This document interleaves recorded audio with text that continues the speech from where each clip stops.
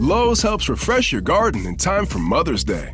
Right now, get 5 bags of 1.5 cubic foot Scott's Naturescapes mulch for just $10. Plus, select 1.5 gallon annuals hanging baskets make the perfect gift. Now 2 for only $15. The best garden starts with great deals. Lowe's, we help, you save. Valid through 5/7. Selection varies by location. While supplies last. Discount taken at time of purchase.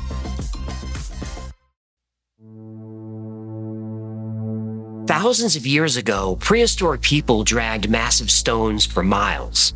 They arranged them in patterns across Europe, standing in circles, forming rows. These monuments puzzled researchers for centuries. Then came Alexander Thom, a Scottish engineer, an Oxford professor obsessed with numbers. He surveyed hundreds of ancient sites, measured every stone, calculated every angle, and found something impossible. A single unit of measurement, exactly 2.72 feet. This wasn't random. The same length appeared everywhere. At sites separated by thousands of miles, built across thousands of years, Thom called it the Megalithic Yard. Archaeologists called it nonsense. Stone Age people had no writing, no metal tools, no advanced mathematics, but the number appeared everywhere, at every major site, in every structure.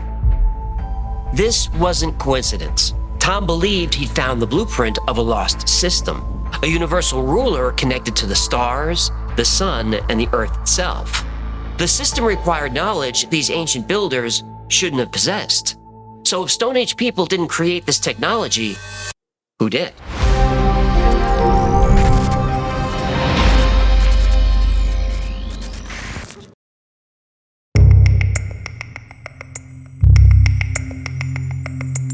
Alexander Thom was a retired professor of engineering from Oxford University. He had the best survey equipment available. On weekends and holidays, he'd load his car with measuring tools, then drive to remote locations, visit stone circles that had stood for thousands of years. Thom wasn't looking for artifacts or treasure. He was looking for patterns. Over decades of fieldwork, he studied more than 600 megalithic sites across Britain and France. Then Thom made an extraordinary claim. These ancient builders were using technology far ahead of their time. These Neolithic people were thought to be primitive, no writing, no advanced mathematics. But somehow they used a standardized unit of measurement. He called it the Megalithic Yard, 2.72 feet, or 0.829 meters. Not 0.828, not 0.83, exactly 0.829 meters. The same measurement appeared all over the ancient world, used for thousands of years. Alexander Thom knew he'd found more than a prehistoric ruler. He'd found a key. As he analyzed data from hundreds of sites, a pattern emerged. The stone circles weren't crude piles of rock. They followed precise geometric designs, perfect circles and ellipses. The Ring of Brodgar in Scotland has 27 stones set in a perfect circle, but it was originally 60 stones. 60 matches ancient Mesopotamian math systems. 60 seconds, 60 minutes, 6 days of creation. Stone placement accurate to within half an inch over a 340-foot diameter. Modern surveyors with laser equipment couldn't do better. This wasn't primitive work. This was advanced engineering. The perimeter of the Sarsen Circle at Stonehenge measures exactly 120 megalithic yards. The width of each stone is 2.5 megalithic yards. These aren't rough estimates. These are exact values. Thom found the same geometric principles occurring again and again. Evidence of Pythagorean triangles, thousands of years before Pythagoras was born.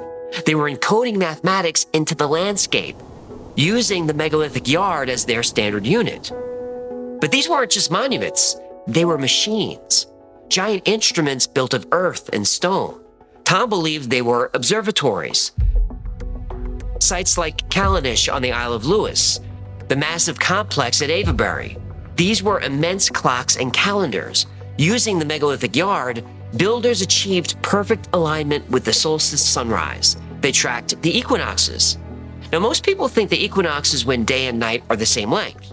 Well, that's actually called the equilux, which happens a few days before.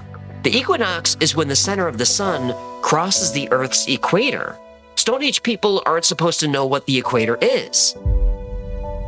Some sites were precise enough to predict lunar eclipses. They even tracked the moon's maximum northern and southern positions. This is almost a 19-year cycle. This required generations of observation and incredibly precise measurement. The megalithic yard wasn't arbitrary. It wasn't just a convenient length like a pace or an arm span. Thom believed it came from the cosmos itself, a unit linked directly to the planet. Some researchers think the megalithic yard was part of a system based on a 366-degree circle, not our modern 360-degree system. In that system, each degree had 60 arc minutes, each minute 6 arc seconds. Each arc second equaled 366 megalithic yards. Now multiply all those numbers together, you get the circumference of the Earth. Think about that. People without writing, without modern mathematics, without telescopes or computers, somehow calculated a unit of measurement based on the exact size of our planet, thousands of years before we had accurate ways to measure this. Geometry, astronomy, mathematics. This wasn't superstition, this was science. These ancient cultures weren't in contact with each other, but possessed the same ancient knowledge, which could mean only one thing. The knowledge came from a single source.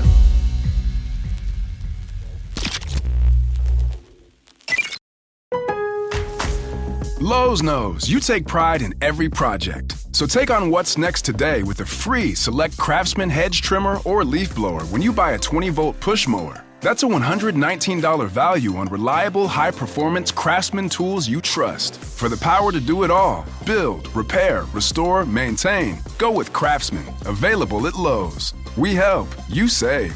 Valid through 5/21 while supplies last. Selection varies by location. When your company earns unlimited 2% cash back on all purchases with Capital One, that's serious business. So Stephen at SandCloud got a serious business card, the Spark Cash Plus card from Capital One. We used our 2% cash back to help build our retail presence. Savvy, Stephen. And we get big purchasing power, so our business can spend more and earn more. The Spark Cash Plus card from Capital One. What's in your wallet? Terms and conditions apply. Find out more at CapitalOne.com/SparkCashPlus. This lost science, this cosmic blueprint etched in stone, presented archaeology with a big problem. How did this knowledge spread? We're talking about hundreds of sites, from the Orkney Islands north of Scotland, down through England and Wales, across the Channel to Brittany and France. Sites separated by hundreds, sometimes thousands of miles, built over hundreds of years, by cultures with no known direct contact. Yet they all used the same 2.72 feet. The same megalithic yard, with the same geometric and astronomical sophistication. How? Mainstream archaeology didn't have many answers. The conventional view was that Neolithic societies were isolated. They were small bands of people. They didn't travel, they didn't trade, they didn't communicate. The idea of a standardized, precise measurement shared across such vast distances seemed impossible. But none of this was written down. No instructions were carved in stone, and there's no evidence of simple math and geometry getting more complex over the years. It's as if this sudden, highly advanced knowledge just appeared, and once this knowledge arrived, it was all over Europe. Then researchers started looking for evidence of the megalithic yard in other parts of the world. Now, they were mostly looking for ways to disprove the yard. Instead, they found more evidence of it. The ancient Egyptians used a remen, which measured 14.6 inches. Now, if you make a triangle that is 1 remen wide and 2 remen tall, the diagonal or hypotenuse is 32.6 inches. That's exactly 1 megalithic yard. Again, calculated using the Pythagorean theorem thousands of years before he discovered it. Make a triangle that's 1 ancient Sumerian cubit wide and half a cubit tall, you get 1 megalithic yard. Other measurements from ancient Mesopotamia also hint at a common base unit and Pythagorean triangles. It was like finding fragments of the same ancient system scattered across the globe, remnants of a once universal language of measurement, a language that predated all known civilizations. This raised a fundamental question. Did independent cultures independently arrive at the exact same unit of measurement? Highly unlikely. Did knowledge slowly spread through undocumented contact over generations? Possible, but hard to prove. Or did it point to something more profound? Evidence of a common origin, a shared, older source culture. The similarities across cultures were too strong to ignore. Egypt, Britain. The pattern pointed to a global system, a system inherited from a civilization that came before them all. A civilization that understood cosmic cycles, that possessed advanced mathematics, that spread its knowledge across the ancient world. A civilization wiped from history, leaving only echoes of its knowledge. A civilization encoded in stone, preserved in the dimensions of sacred sites. A civilization hidden in plain sight for thousands of years. A civilization like Atlantis.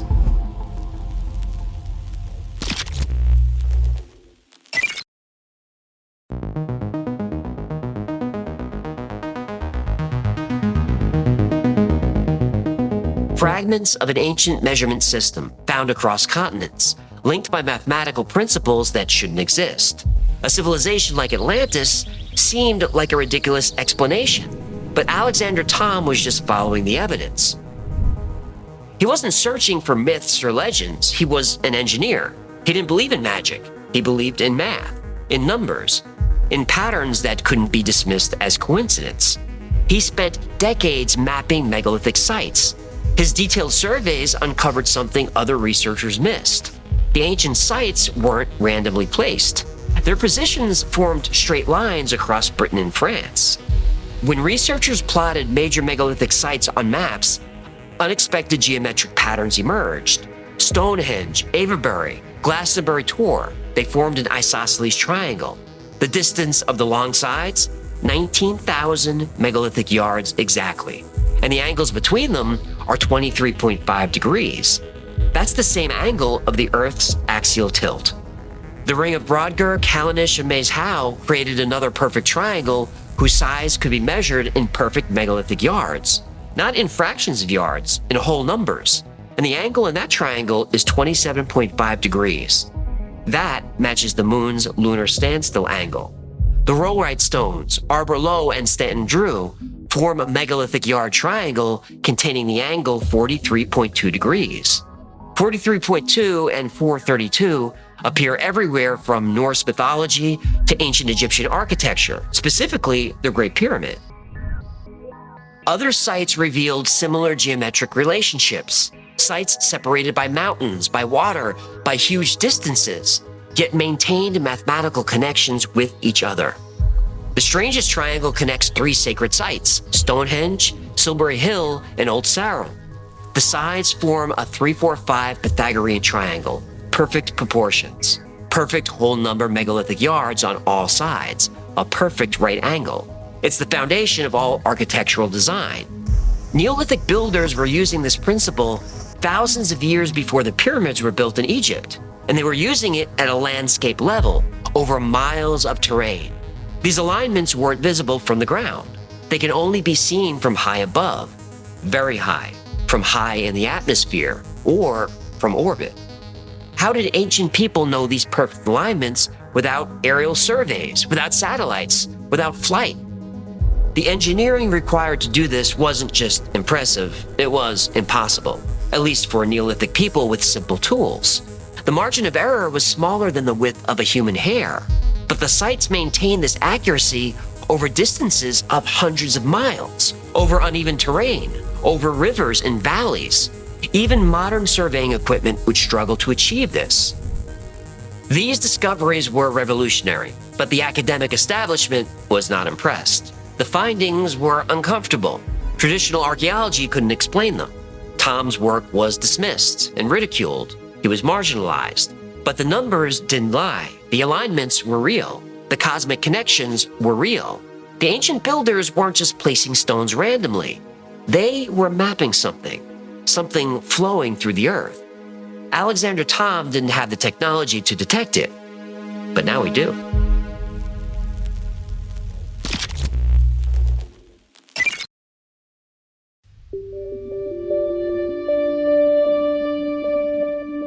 Critics of the megalithic yard focused on margins of error, but Thom saw more than numbers in the stones. He saw intention, design.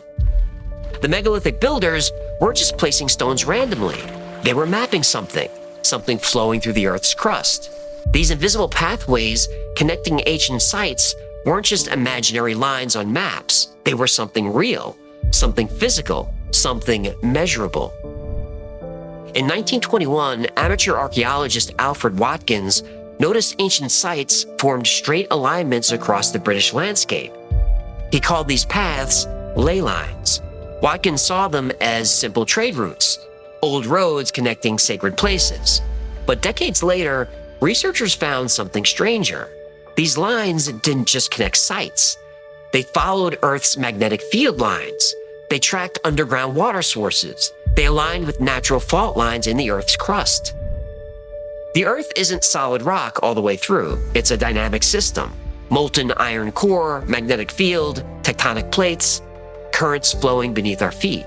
Modern instruments detect subtle electromagnetic fluctuations along these ancient alignments, places where the Earth's natural energies concentrate, flow, and interact. What if the megalithic yard wasn't just about measuring distance? What if it measured wavelengths, frequencies, energy patterns in the Earth itself?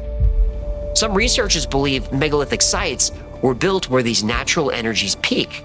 The stones acted as markers, as amplifiers, as instruments tuned to the Earth's subtle energies. Scientists at Edinburgh University found that stone circles often sit above underground streams and geological fault lines, places where Earth's magnetic field shows measurable anomalies. The megalithic yard could have been derived from these energy wavelengths, a unit calibrated to the planet's natural resonance. Ancient cultures around the world spoke of invisible energy lines. Chinese feng shui mapped dragon currents flowing through the Earth. Australian Aborigines followed song lines across the continent. Native Americans built on power spots where the Earth's energy was strongest. Same concept, different names. The megalithic builders may have been tapping into these currents, using stones to mark them, channel them, maybe even harness them for purposes we still don't understand. Not through primitive superstition, but through direct observation, through scientific measurement, through mathematical precision using the megalithic yard.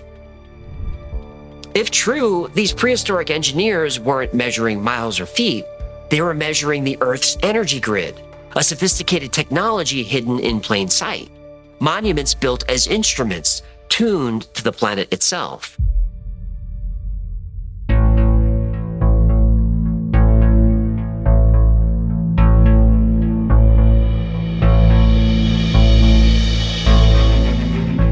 Others point to the acoustic properties of these sites.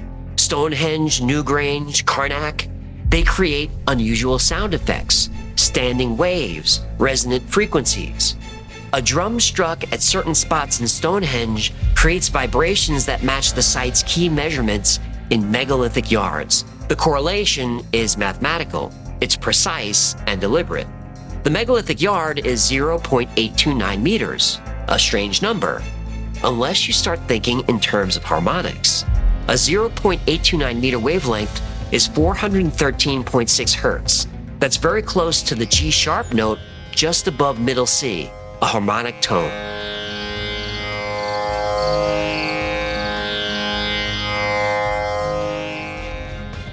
As we've covered before, many sites, including the Great Pyramid of Giza, resonate around harmonic frequencies. Stone chambers can amplify these frequencies.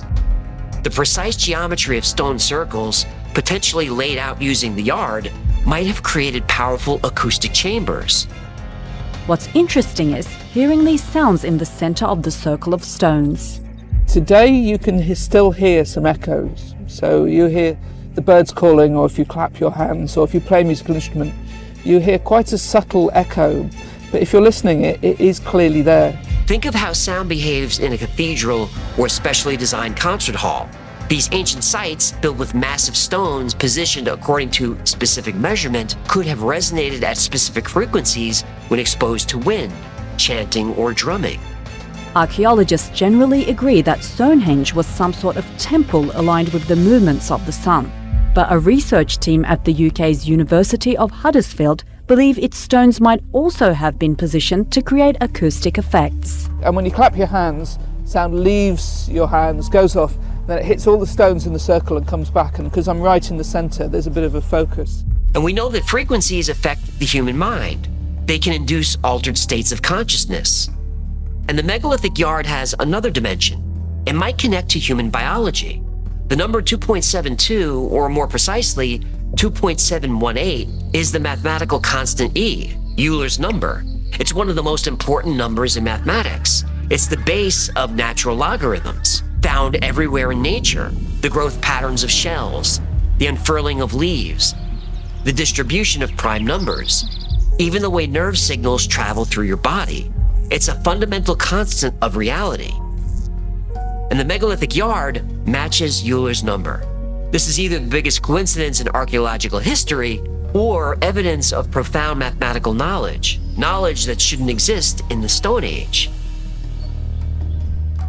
And then there's the most radical idea, that the megalithic yard wasn't developed by Neolithic humans struggling with basic survival, that it's a remnant, a piece of inherited knowledge passed down from a much older, far more advanced civilization that disappeared long ago. Survivors of a great flood, like Atlantis, Mu, Lemuria, or maybe the great builders of Tartaria, or maybe visitors from somewhere else. Visitors who came to Earth and gave primitive humans a gift, a number, a literal universal number that allowed humanity to take a great leap forward. The megalithic yard can be found everywhere you look for it, in stone, in the sky, running through the earth. It's a number that wasn't just used to measure distance, but was a key related to frequency, vibration, sound, gravity, and consciousness. It's a number that seems to be connected to reality itself.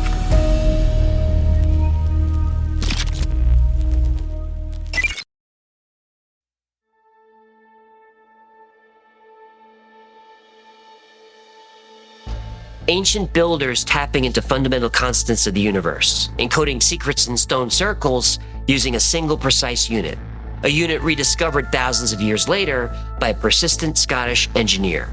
It's a great story, but is it true? Alexander Thom made a good case, but the better our technology gets, the more precisely we can measure things. So does Thom's theory hold up today? Thom claimed his unit, 2.72 feet, was used with remarkable precision across hundreds of sites.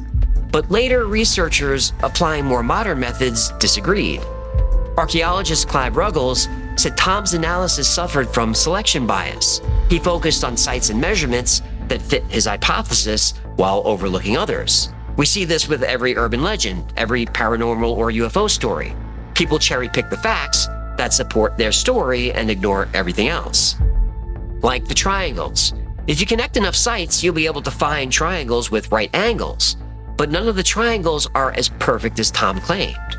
Most ancient sites don't use the megalithic yard, but some do. Thom focused on those. The rest use measurements close to a megalithic yard, but close only counts in horseshoes and hand grenades, not when trying to explain a universal cosmic numerical constant. That kind of number should be consistent. It's not. Then there's the lack of direct physical evidence. We have examples of ancient Egyptian cubit rods. We have Mesopotamian weights and measures. But despite decades of searching, no one has found a Neolithic rod clearly marked with a measurement of a megalithic yard. So if not a precise standardized yard, why did Thom always record measurements of about 2.72 feet? Well, there are simpler, less exotic explanations. The length of 2.72 feet is very close to a comfortable step, especially for measuring ground. That's how we'd measure the backyard for football. We'd walk and count our steps. The yard might be nothing more than the average stride length used by builders laying out sites. This method wouldn't create lengths that are perfectly uniform, but since humans are pretty much the same size, the length of their stride is pretty much the same length.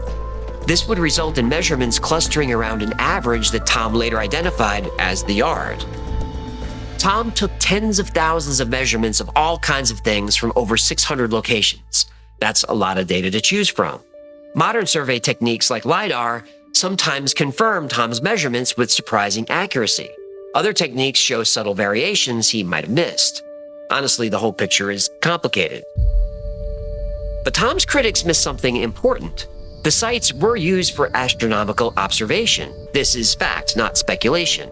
Multiple studies confirm this. But here's where it gets weird. Some stone circles predict eclipses. The Aubrey Circle at Stonehenge aligned with a complex 56-year eclipse prediction cycle. The ancient Greeks couldn't calculate this. The Babylonians couldn't predict this. Yet somehow Neolithic farmers, without writing, without mathematics as we know it, encoded this information in stone. The sites work. They function as astronomical computers. The question isn't whether they used advanced mathematics. The question is how they knew it. So where does that leave us? Well, I think Alexander Thom is a hero. His dedication was incredible. His surveys provided invaluable data. He forced archaeologists to take another look at many megalithic sites. These weren't random piles of rocks. It wasn't until the 1960s that computers confirmed that Stonehenge and sites like it were built with intention and great skill. But was there a single universal megalithic yard, accurate to millimeters, shared across Neolithic Europe? Probably not. There's no physical evidence to support it. But that doesn't mean it doesn't exist. And we still don't have good answers as to how these sites were built. How did primitive people without metal tools or written language manage to quarry 30-ton stones, move them 20 miles, and stand them up? Well, in the 90s, archaeologist Julian Richards demonstrated how 140 people could move a 40-ton stone using Neolithic tools. 3, 2, 1, go! But it wasn't easy for them, and they weren't very accurate. Yet these sites are over 5,000 years old and show complex geometry. Their structures are aligned precisely with the movements of the sun and the moon. The more we study them, the more we learn that Stone Age humans were making mathematical and cosmological connections thousands of years before anyone thought possible. The real mystery to me is not how our ancestors built these monuments, it's why they stopped. They moved mountains and mapped the stars and built structures aligned with cosmic precision. Then suddenly, they didn't. Only 5% of Göbekli Tepe has been excavated. So why are we still at 5% and what is the holdup? Which is how I came to learn that a 20-year partnership that enabled the Dogus Group to oversee excavations and tourism management at Göbekli Tepe. This was literally announced at the annual World Economic Forum meeting in Davos, Switzerland. I mean, you can't make this up. There's a gap in human history. It's an uncomfortable gap that mainstream archaeology doesn't like to discuss. The director of excavations of Göbekli Tepe has called for me to be sanctioned, essentially banned from the site itself or potentially the entire country of Turkey. What other knowledge did ancient humans possess? Why did they lose that knowledge? And if so much knowledge can be lost once, who's to say it couldn't happen again?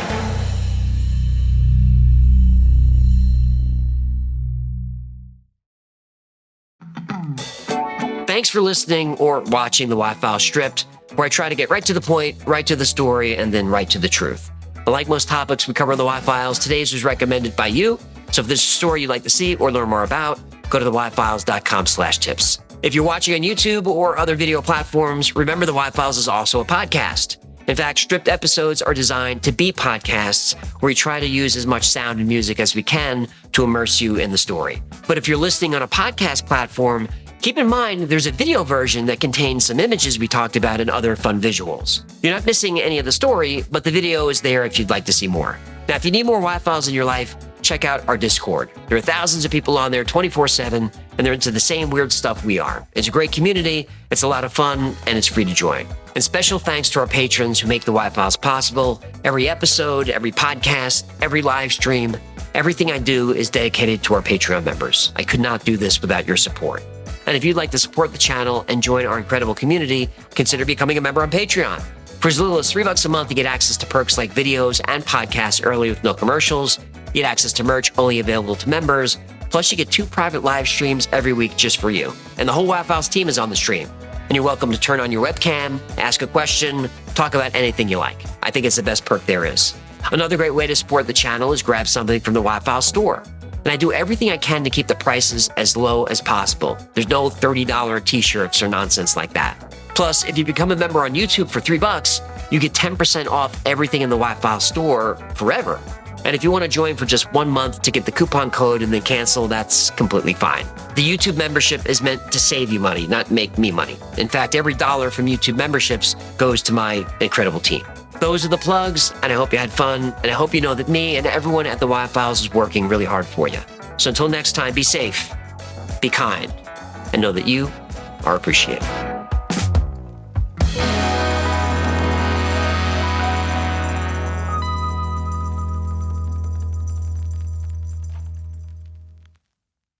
Hello?